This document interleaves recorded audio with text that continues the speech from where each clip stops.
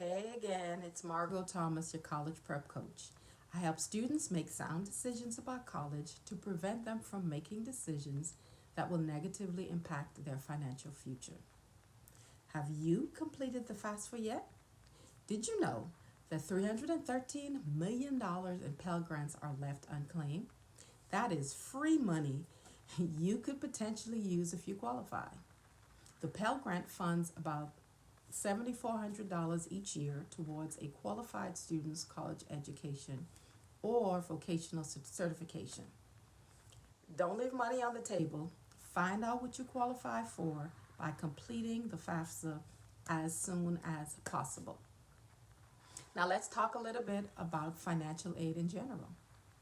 It includes Pell Grant and scholarships, which is considered free money that you don't have to pay back.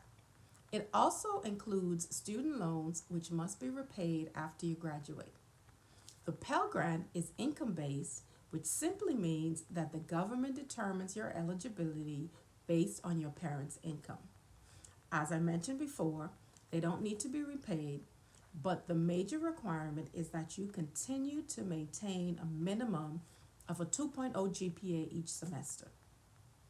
Scholarships are usually not income based, but they require some work at the beginning to qualify for and also require you to maintain your grades to remain eligible. So even though scholarships are often called free money, it technically isn't completely free. Now, let's talk about student loans.